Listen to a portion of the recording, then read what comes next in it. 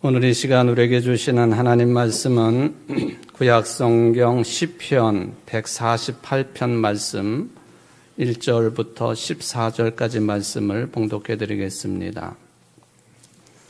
할렐루야. 하늘에서 여호와를 찬양하며 높은 데서 그를 찬양할지어다. 그의 모든 천사여 찬양하며 모든 군대여 그를 찬양할지어다. 해와 달아 그를 찬양하며 밝은 별들아 다 그를 찬양할지어다. 하늘의 하늘도 그를 찬양하며 하늘 위에 있는 물들도 그를 찬양할지어다. 그것들이 여호와 이름을 찬양함은 그가 명령하심으로 지음을 받았음이로다. 그가 또 그것들을 영원히 세우시고 폐하지 못할 명령을 정하셨도다. 너희 용들과 바다여 땅에서 여호와를 찬양하라. 불과 우박과 눈과 안개와 그의 말씀을 따르는 광풍이며 산들과 모든 작은 산과 과수와 모든 백향목이며 짐승과 모든 가축과 기는 것과 나는 새며 세상의 왕들과 모든 백성들과 고관들과 땅의 모든 재판관들이며 총각과 처녀와 노인과 아이들아 여호와 이름을 찬양할지어다. 그의 이름이 홀로 높으시며 그의 영광이 땅과 하늘 위에 뛰어나심이로다. 그가 그의 백성의 뿔을 높이셨으니 그의 모든 성도 곧 그를 가까이 하는 백성 이스라엘 자손의 찬양받으실 이시로다. 할렐루야. 아멘. 이는 하나님의 말씀입니다. 사랑하는 성도 여러분, 새해 첫 주일입니다. 올 한 해도 임마누엘 하나님의 은총이 여러분들 심령과 가정과 또 직장과 세상의 삶에 또 자녀손들 위해 충만하시기를 주의 이름으로 축원을 드립니다. 올해를 병원년이라고 부릅니다. 짐승으로 따지면 말의 해인데 말 중에서도 붉은 말의 해라고 합니다. 붉은 말 그러면은 생각나는 또 단어가 있죠. 적토마라고 하는 단어가 되겠습니다. 붉은 털빛을 가지고 있으면서도 굉장히 강하고 또 빠르기가 여기 뭐 토끼처럼 빠르다 했는데 토끼가 그렇게 빠른 것은 아니겠지만 하여튼 붉은 털을 가지고 있고 힘이 세고 또 빠른 그런 말을 부를 때 적토마라고 부른다고 삼국지에도 나와 있고 삼국지연의에도 나와 있고 또 수호전에서도 나와 있는 표현이 되겠습니다. 그때 사람들이 이렇게 말을 했다고 그래요. 마중 적토 인중 여포. 사람 중에는 여포가 있고 말 중에는 적토가 있다. 그 정도로 유명한 말이 적토마라고 하는 이야기가 되겠습니다. 말의 해, 붉은 말의 해인데 하여튼 이 한 해 힘차게 출발하셨으니까 또 마무리도 잘 되어질 수 있도록 하나님께서 도우시기를 바랍니다. 작년 한 해를 상징하고 있는 교수신문이 뽑은 사자성어가 있는데 변동불거라고 하는 그런 내용입니다. 세상이 끊임없이 흘러가면서 변한다라고 하는 그런 내용이죠. 그런데 이 말 속에는 변하지 않는 원리가 있으니까 그 원리를 추구해야 된다라고 하는 뜻도 함께 담고 있다고 저는 생각을 합니다. 또 올해를 바라보면서 또 여러 종류의 사자성어를 이야기들 각 분야에서 하고 있는데 특히 제가 관심을 기울이고 있는 분야는 법 쪽에가 올해를 바라보면서 어떤 사자성어를 선택을 했는가 하는 것이 관심사였습니다. 본립도생이라고 하는 그런 사자성어를 선택을 했습니다. 이게 논어의 하기편에 나오고 있는 말인데 유자라고 하는 사람이 그런 말을 했습니다. 군자무본 본립이도생이라고 하는 말이죠. 그러니까 말하자면은 군자는 근본에 힘쓰니 근본이 확립이 되면 사람의 도리도 생겨난다. 그런 뜻이죠. 기초가 있으면, 근본이 확립되어 있으면 사람의 도도 우리가 어떻게 살아야 되고 어떤 길을 걸어가야 되는지 그것도 생겨난다라고 하는 그런 사자성어이겠습니다. 법조인들이 왜 이런 본립도생이라고 하는 사자성어를 올해를 희망하며 선택을 했을까? 다양한 각도로 해석의 여지가 있을 수 있겠습니다. 어쨌든 이게 기본, 근본, 이것은 우리 사회를 지금 이렇게 돌아보면서 언제나 그랬지만은 최근에 더욱 관심을 기울여야 되는 그런 내용들이라고 하는 것을 작년 사자성어 또 올해를 지향하는 사자성어를 통해서도 찾아볼 수가 있겠습니다. 연말연시, 특히 연시입니다. 어떤 생각을 여러분들은 집중적으로 하고 계시나요? 적어도 우리 그리스도인들이라고 한다면은 이 두 단어쯤은 기억해야 되지 않을까? 저 나름대로 정리를 해봅니다. 그 두 단어가 뭐냐 하면 단절과 연속이라고 하는 단어들이 되겠습니다. 옛것, 또 잘못된 것들과의 단절도 이야기하지만은 또 잘한 것에 대해서는 계속해서 더 잘하려고 다짐을 해야 된다. 파괴되어야 될 것은 파괴되어야 되지만은 새로운 시간에 다시 더 좋게 이어갈 것들을 추구하는 자세가 매우 중요하다. 단절과 연속이라고 하는 그런 의미가 되겠습니다. 이 단절과 연속이라고 하는 단어를 생각하면서 당연히 우리 기독교적인 신앙관도 염두에 두고 준비를 했지만은 기독교의 다른 종교에서도 이런 개념을 추구하는 것이 있을까라고 생각해 보니까 바로 인도를 중심으로 발생이 된 힌두교의 신조 또는 저들의 교리가 그런 것들이 약간은 포함되어 있구나 하는 것을 확인을 해볼 수가 있습니다. 소위 말하면 인도의 신들은 무수히 많아요. 그것들을 다 정리해낼 수가 없어요. 인도라고 하는 나라 삶 자체가 굉장히 혼돈 속에 있는 것처럼 저들의 신적인 존재들도 혼돈이고 또 저들이 각자 주장하고 있는 교리도 굉장히 정리하기 어려운 혼돈 속에 들어있다 하는 것을 저는 개인적으로 생각을 해봅니다. 그래도 그 가운데에서도 힌두교의 신적인 존재, 대표적인 신, 세 종류의 신을 언급해 보라 그러면은 이런 신이 있습니다. 브라흐마라고 하는 신이 있고요. 또 하나는 여러분들 귀에 익은 신인데 시바 신이 있고요. 또 한 신이 비슈누라고 하는 신이 있습니다. 브라흐마, 또 시바, 비슈누 이 세 신들이 서로 연결이 되기도 하고 떨어지기도 하고 참 복잡한 관계성을 가지고 있는데 그 중에서 저는 이 시바 신에 관련된 내용을 좀 첫 주일부터 다른 종교에 관한 이야기이긴 하지만 제가 오늘 좀 언급하고자 하는 내용과 좀 비교될 수 있는 부분이 있기 때문에 좀 말씀을 드려보려고 합니다. 시바 신을 보통 평가할 때에 파괴 신이다 그렇게 말하기도 하고 또 시바 신을 평가할 때에 재창조를 담당하는 신이다 그렇게도 평가를 합니다. 그러니까 파괴하는 신이기도 하면서 동시에 파괴를 통해서 새로운 것들을 만들어내는 신이다. 그런 개념이 되겠죠. 이 시바 신이 이렇게 파괴로 끝내는 신이 아니고 새로운 시작을 위해서 파괴를 하는 재생의 신이다. 그렇게도 불려진다 하는 것입니다. 시바 신의 형상이 너무 다양해서 어떤 거를 선택하는 것이 정답인지는 모르겠어요. 근데 제가 알고 있는 한 시바 신의 대표적인 모습은 여러분들 이제 화면에 보시는 것처럼 저런 모습이에요. 저게 신적인 존재입니다. 시바신.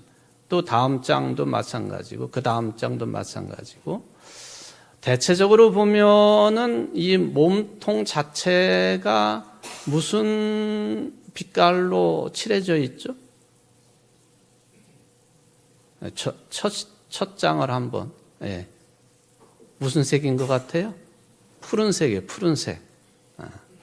이게 파괴 신이면서 동시에 재생산의 신이다. 그런데 저 시바 신은 바다에서 이렇게 말하자면 나온 그 독을, 사람들을 다 죽일 수 있는 독을 스스로 마셨기 때문에 온몸이 뭐예요? 독으로 시퍼렇게 된 거예요.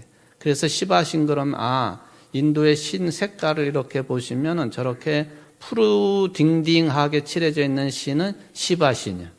독을 먹었기 때문에 저렇게 되어 있다. 전 처음에 저걸 몰랐을 때에는 이렇게 신을 이렇게 촌스럽게 칠해놨지? 뭐 이런 생각을 했었는데요. 그게 다 의미가 있는 것이다 하는 것이죠. 이 시바신은 허리나 또 바닥에 호랑이 가죽을 깔고 앉아 있고요. 삼지창을 들고 있고 또 이마에는 제3의 눈이라고 하는 그런 점이 있습니다. 그러니까 그 힌두교인들이 뭐 이마에다 자꾸 뭘 찍는 게 다 저거와 연관이 되어 있다 그렇게 보시면 돼요. 인도 사람들이 신도 섬기지만은 동물 또 무엇을 섬긴다고 그래요? 소를 섬긴다고 그러죠. 근데 그건 아닙니다. 왜 소를 저렇게 소중하게 여기느냐? 바로 저 시바 신이 타고 다녔던 동물이기 때문에 신이 탔던 동물이라 해가지고 저 소를 소중히 여기는 것 뿐이죠. 소 중에서도 무슨 색깔? 흰소. 인도에 가면 검은 소들은 다 물속에 들어가서 일을 해야 돼요. 저 흰소는 절대 일시키는 게 아니에요. 신적인 존재를 태웠던 존재이기 때문에 어쨌든 뭐 저게 시바신이에요. 또 사진 중에 보면은 그 또 다른 사진 보실까요? 다른 사진. 아니요. 처음 사진. 아니 그 다음 사진 죄송합니다. 저기에 보면은 오른쪽에 또 조그만 신적인 존재가 하나 서 있잖아요. 뭐같이 생겼죠? 얼굴이? 코끼리. 가네샤라고 하는 코끼리 신인데 저 시바 신의 아들이 가네샤예요. 이제 뭐 어떻게 해가지고 코끼리 머리통을 갖다 붙여놔가지고 저렇게 코끼리 형상이 되었다. 저것도 제모를 불러다 주는 신이다. 그러니까 저 코끼리 모양을 하고 있는 신은 시바 신의 아들이다. 뭐 그렇게 되어 있습니다. 소, 코끼리, 호랑이 별것이 다 연관이 되어지는데 어쨌든 간에 파괴도 담당하지만은 또 재생산도 담당하는 신, 이런 개념이 모순적이고 이중적인 특징을 가지고 있는 복잡한 신이 그 중에서도 시바신이다. 그렇게 볼 수가 있겠습니다. 1월 달을 영어로 뭐라고 칭하죠? 제뉴얼이라고 그러죠. 제뉴얼이. 근데 이 제뉴얼이라고 하는 이 단어는 어떤 단어로부터 나왔느냐 하면은 야누스라고 하는 신적인 존재로부터 제뉴얼이가 탄생을 합니다. 이 제뉴얼이 야누스. 그런데 저기 같은 제자로 시작되는데 하나는 왜 제자 발음이 되고 하나는 뭐 Y자나 뭐 그런 발음으로 되느냐 그렇게 이제 궁금하실 수도 있는데 저거는 이제 독일식 발음일 수도 있겠고요. 또 라틴어식의 어떤 표기라고도 볼 수가 있겠습니다. 어쨌든 1월 제뉴얼이는 야누스로부터 나왔다. 야누스 신의 특징이 뭘까요, 여러분들?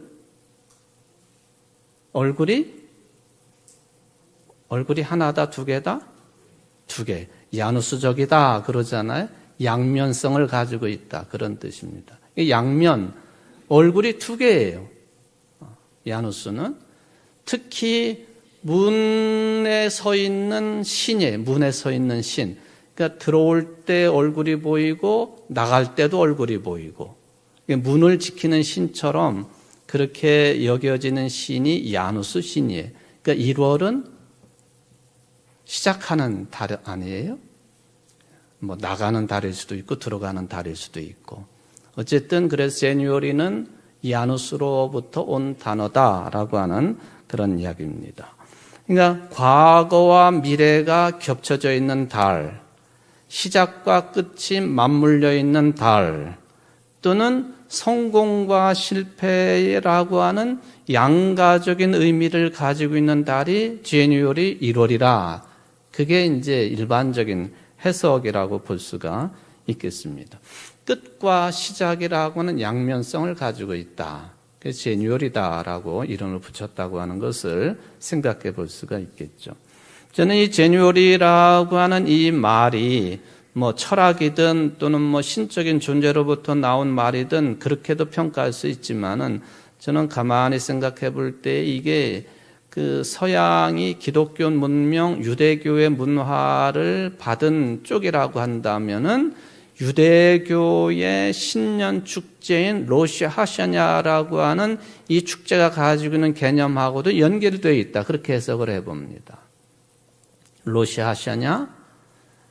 유대인들의 새해는 우리처럼 1월이 아니고 9월입니다. 9월. 보통 9월 달이 새해 축제를 하는데 그래서 나팔을 뭐 옛날에는 성전에서 불었지만은 지금은 성전이 없어지고 회당에서 나팔을 불면서 로시 하샤냐 새해 축제가 시작이 됩니다. 나팔을 불고 시작을 하는데 끄트머리 가가지고는 어떤 일을 해야 되느냐 하면은 욤 키프루 모든 1년 동안에 지은 죄를 하나님 앞에 대제사장이 고하고 그리고 용서를 받는 그 행위가 끄트머리에 붙어 있습니다. 새해를 시작하면서 끝에는 회개를 해야 되는 이러한 양가적인 의미를 가지고 있는 유대인의 로시 하샤냐 새 축제의 개념이 이 제뉴얼이 1월 개념하고도 맞물려 있다. 저는 그렇게 생각을 합니다.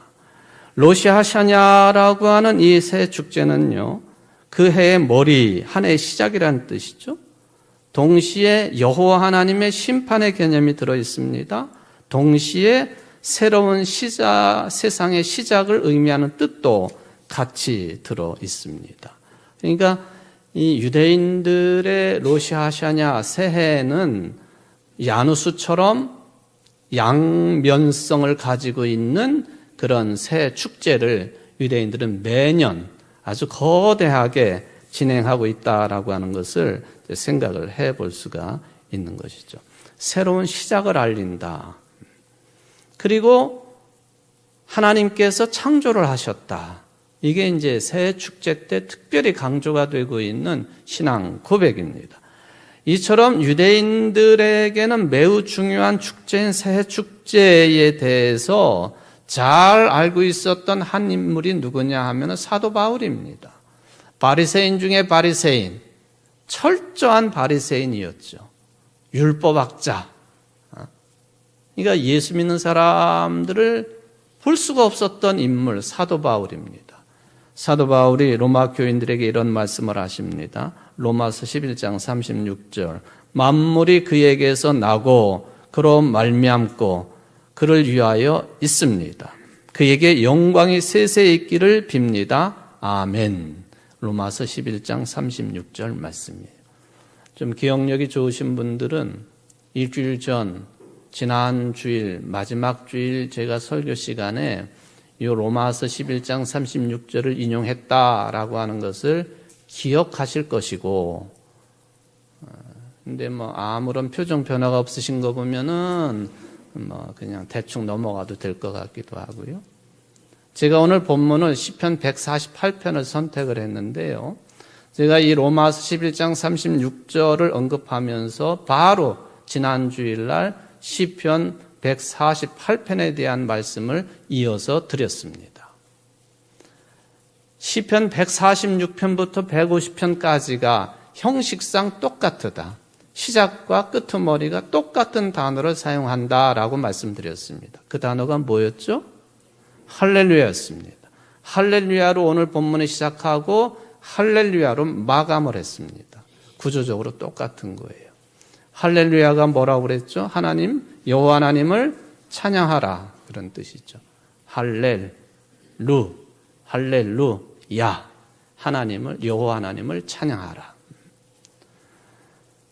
바로 사도 바울이 로마 교인들에게 이 시편 148편에 대해서 너무나도 잘 알고 있는 사람으로서 그 말씀을 하십니다. 만물이 그에게서 나고 그로 말미암아 있고 그를 위하여 있습니다.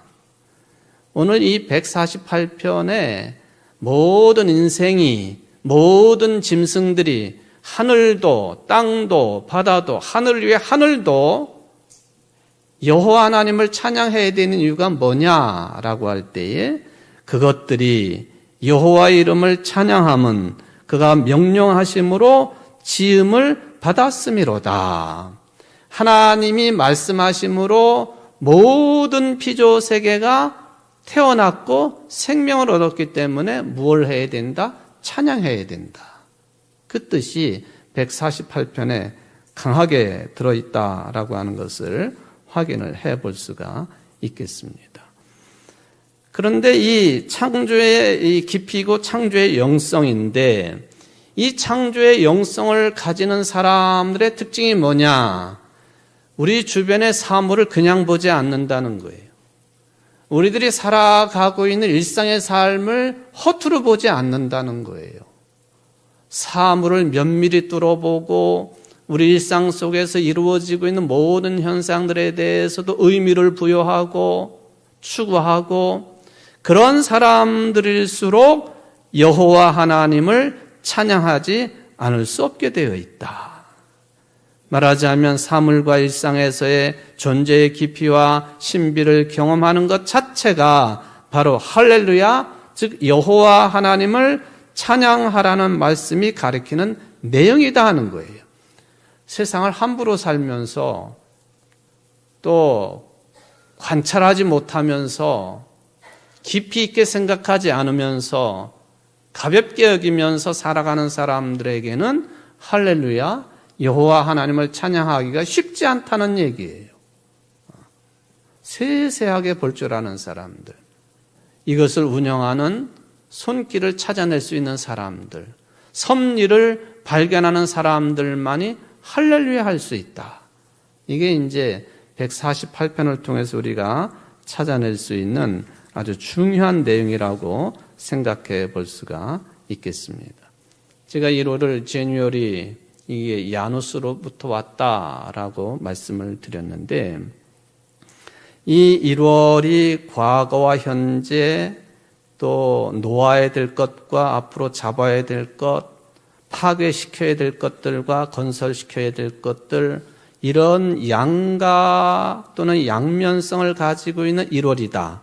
그런 의미로 말씀을 드렸죠. 이런 그 인생들이 과거와 현재를 동시에 지니고 살아가고 있다라고 하는 것에 대해서 아주 중요한 그 어떤 가르침을 주었던 한 철학자가 있습니다. 이 사람을 진실된 그리스도인이라고 말하기는 어렵겠지만 어찌 보면 염세주의 철학자라고도 볼 수 있는 니체라고 하는 사람이 과거와 현재, 파괴와 건설 또는 이런 그 양면성을 가지고 있는 1월이라고 하는 개념, 또 시간이라고 하는 개념, 인생 삶이라고 하는 개념을 정리를 해놓은 내용들이 있습니다. 여러분들이 잘 아시는 것처럼 자라투스트라는 이렇게 말했다. 니체의 내용인데요. 특히 이 니체는 우리가 늘 이야기하고 있는 이것을 어떻게 가둬둘 수 없는 개념인데 시간이라고 하는 개념을요 어떻게 형상화를 했느냐 하면은 둥근 고리 형태로 형상화를 시킵니다. 둥근 고리. 마치 다람쥐가 쳇바퀴를 도는 것처럼 그렇게 둥근 고리. 시계도 옛날에 마루에 놓여있던 큰 시계는 다 둥글게 생기지 않았습니까? 제 시계는 지금 네모지게 생겼는데요. 제 둥근 고리로 봤습니다. 시간 개념을. 이 뭐냐 하면은 때가 되면은 다시 과거의 것들이 다시 돌아온다. 과거의 일상이 다시 돌아오고 과거의 것들이 다시 돌아오게 되어 있다. 이거에 대해서 니체가 표현을 했지만은 우리나라 말로 번역을 해놓은 것이 좀 어려운 용어이기는 합니다. 그래서 제가 화면으로 니체가 사용한 용어를, 이런 개념의 용어를 이렇게 표현을 해드립니다. 동일한 것에 영원한 회귀. 똑같은 상황이, 똑같은 형태가, 똑같은 내용이 말하자면은 지구가 태양을 공전하듯이 또는 스스로 자전하듯이 또 태양이 또 어떤 행성들을 공전하듯이 똑같은 것들이 항상 다시 돌아오게 되어 있다. 이런 이야기를 합니다. 이 시간 개념을 정리할 때 그런 이야기를 했어요. 되풀이해서 온다. 그렇지 않아요? 2025년 12월 30일 날 우리가 송구영신 예배를 드리고 새해를 맞이했는데 그게 시간이 그렇게 정해져서 그렇지 25년도 내 몸이나 26년의 내 몸이나 지금 별로 달라진 게 없어요. 25년도 걱정거리가 26년도 걱정거리예요. 25년도 육체적인 아픔이 26년도 육체적인 아픔 그대로 이어져 옵니다. 이게 동일한 것을 영원한 회귀라고 하는 개념으로 읽혀지고 있는 니체의 표현이에요. 그러면서 니체가 뭘 이야기를 했느냐 하면은 이 영원 회귀는 참 역겨운 것이라고. 그러면서 이런 표현을 했습니다. 양치기의 목구멍 속으로 뱀이 머리를 들이미는 것처럼 역겨운 것이다. 왜 이런 표현을 했느냐 하면은 영원 회귀를 통해서 다시 돌아오는데 좋은 것들만 돌아오면 좋겠지만은 나쁜 건강 그대로 돌아오고 나쁜 습관도 그대로 돌아오고 나쁜 인간관계도 그대로 돌아오고 그런 것 아닙니까? 그게 인생이죠. 그래서 역겨운 것이다 라고 니체가 표현을 합니다. 그러면서 니체가 요구하기를 그 뱀의 머리를 물어 뜯어 버려라. 역겨운 뱀의 머리, 우리의 목구멍 속으로 머리를 들이미는 뱀의 머리를 그냥 두지 말고 물어 뜯어버려라. 그냥 두지 말라는 거예요. 다시 돌아오고 돌아오는 역겨운 것들, 고난과 고통과 분노와 이런 것들을 물어 뜯어버리라고, 커브하라고요. 그게 인생을 이기는 길이고 방식이라고 니체가 이야기를 했습니다. 그리고 나서 한 번 더를 외치고 일어서라. 이게 신앙인은 아니지만은 니체 이 말이 의미가 있다고 저는 생각을 해 봅니다. 니체 이 말을 제가 정리를 하면서 전도서에 주어진 말씀도 함께 생각이 되었습니다. 해 아래 새 것이 없다. 해 아래 새 것이 없다는 거죠. 항상 똑같은 일들이 또 반복이 되어지고 똑같은 상황들이 계속 이어지고 있는 게 우리 인생의 삶이다. 그렇지만은 그런 속에서 무한한 반복 속에서 고통만을 바라볼 것인지 권태만을 느낄 것인지 아니면은 거기에 맞설 것인지 깊이 생각할 줄 알아야 된다. 그런 이야기입니다.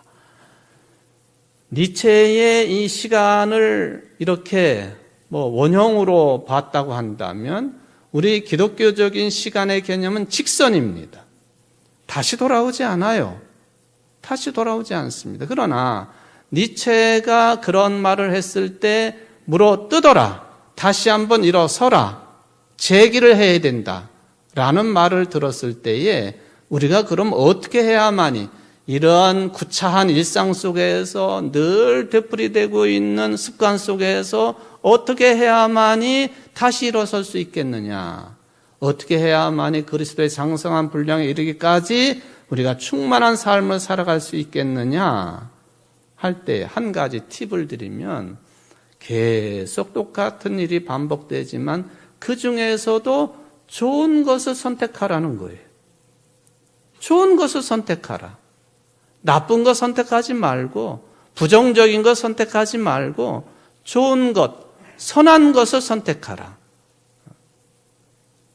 여러분들의 첫 주일 예배로부터 이 한 해가 계속 선한 것만 선택하십시오. 감사한 것만 추구하십시오. 그게 바로 그리스도의 장성한 분량에 이르는 구원의 은총입니다.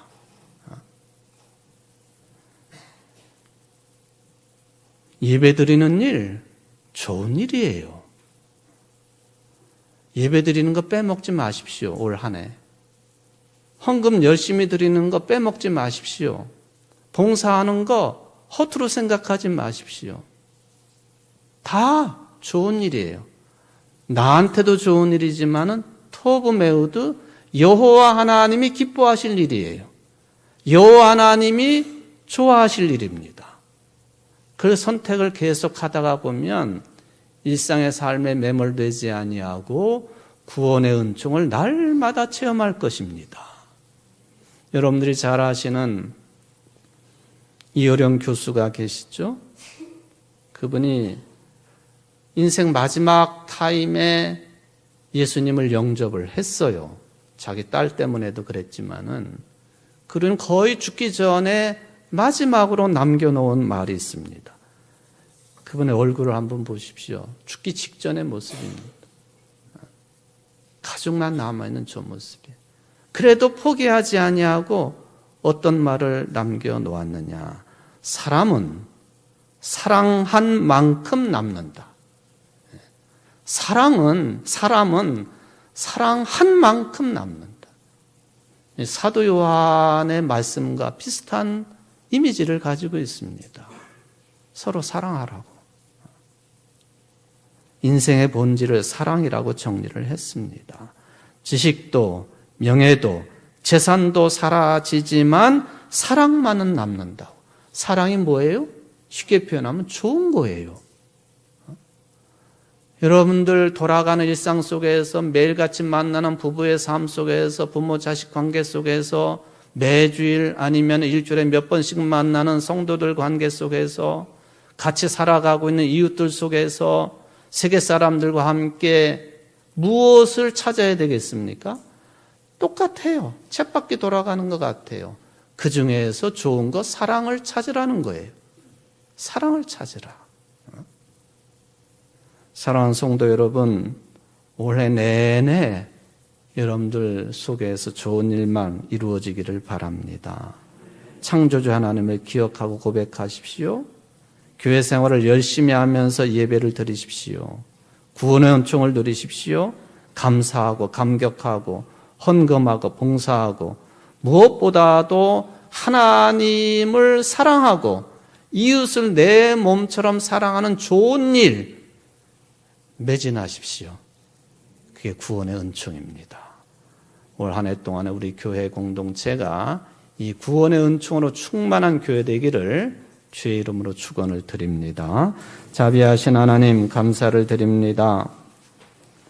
우리는 살면서 내가 좋은 것만 취하려고 하고 우리 가족이 좋은 것만 취하려고 했고 우리 교회만 좋은 것을 취하려고 했던 우매한 자식들입니다.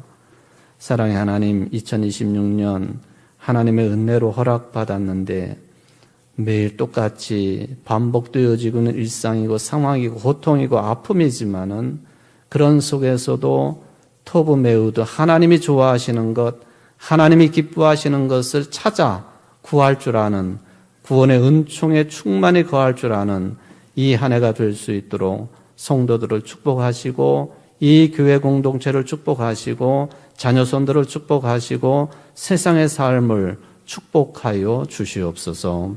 예수님의 이름으로 간절히 기도하옵나이다. 아멘.